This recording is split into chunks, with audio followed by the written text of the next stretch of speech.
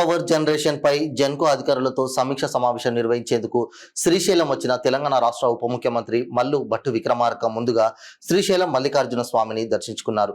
Deputy సీఎంతో పాటు రాష్ట్ర excise పర్యాటక శాఖ మంత్రి Jupally Krishnarao, Wanaparthy MLA Thudi Meghareddy, Achampet MLA Vamshikrishna, Nagarkurnool MLA Rajesh Reddy, Kalwakurthy MLA Kasireddy Narayana Reddy, Narayanpet MLA పరిణికారెడ్డిలు శ్రీ భ్రమరాంబ సమేత శ్రీశైలం మల్లికార్జున స్వామిని దర్శించుకుని ఆశీర్వాదం తీసుకున్నారు.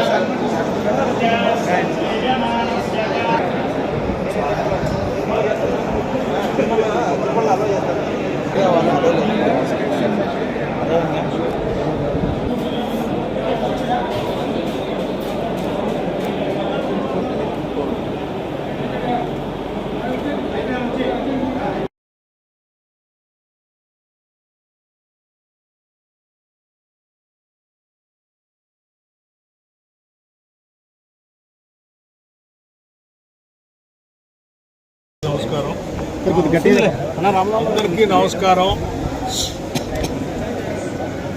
శ్రీ శ్రీశైల మల్లికార్జున స్వామి వారి దర్శనం చేసుకొని వారితో పాటు అమ్మవారి దర్శనం కూడా చేసుకొని వారి ఆశీస్సులు కావాలని మెండుగా ప్రార్థించడం జరిగింది. నాతో పాటు గౌరవ మంత్రివర్యులు జూపల్లి కృష్ణారావు గారు,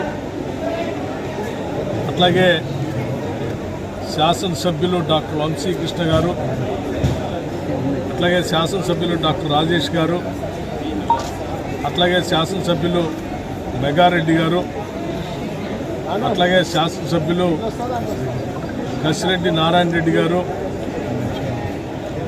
అట్లాగే ఎన్ఎం శ్రీనివాస్ రెడ్డి గారు, ఇంకా ఇతర పెద్దలందరితో కలిసి స్వామివారి ఆశీస్సులు తీసుకొని ఇరు రాష్ట్ర ప్రజలందరూ కూడా సుభిక్షంగా ఉండాలని, ఋతుపవనాలు బాగా రావాలని, పంటలు బాగా పండాలని, ఎటువంటి కరువు కాటకాలు లేకుండా అందరి జీవితాల్లో వెలుగు నిండాలని చెప్పి వారిని తెలంగాణ రాష్ట్ర ప్రభుత్వం తరఫున వేడుకోవటం జరిగింది.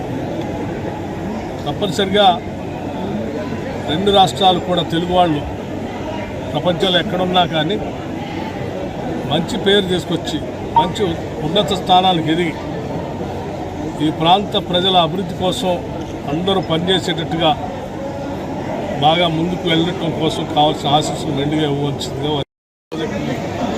సమీక్షించి తద్వారా పెద్ద ఎత్తున హైడల్ విద్యుత్ ఉత్పత్తి జరగడానికి కావాల్సిన చర్యలన్నీ తీసుకోవడం కోసం ఈరోజు ఒక సమీక్షా కార్యక్రమాన్ని ఏర్పాటు చేసుకోవడం జరిగింది. అందులో భాగంగానే ఈరోజు శ్రీశైలం రావటం జరిగింది. శ్రీశైలం తెలంగాణ ప్రాంతానికి హైడల్ పవర్ ప్రాజెక్టు చాలా అతి ముఖ్యమైనది. ఆనాటి మహానుభావులు పెద్దలు కాంగ్రెస్ నాయకత్వం ఇటువంటి గొప్ప ప్రాజెక్టులు కట్టి మల్టీపర్పస్ డ్యామ్ని కట్టి మా అందరికీ విద్యుత్ వెలుగులు నింపడం కాకుండా అనేక ఇతర ప్రాజెక్టులకు కూడా నీళ్లు అందించేటువంటి కార్యక్రమం కోసం ఉపయోగపడే విధంగా కట్టిన ఆ పెద్దలందరికీ కూడా ధన్యవాదాలు స్మరించుకుంటున్నాం. ఐడల్ పవర్ ప్రాజెక్టు సంబంధించి పూర్తి స్థాయిలో ఉత్పత్తి జరగటం కోసం తీసుకోవాల్సిన చర్యలన్నీ తీసుకుంటాం. తెలంగాణ రాష్ట్రంలో ఎటువంటి విద్యుత్ కొరత లేకుండా కావాల్సిన చర్యలు ఇప్పటికే చేపట్టాం. భవిష్యత్తులో కూడా ఇబ్బంది లేకుండా 2029-30 వరకు కూడా కావాల్సినటువంటి విద్యుత్ శక్తి సంబంధించిన చర్యలన్నీ తీసుకుంటాం. నమస్కారం.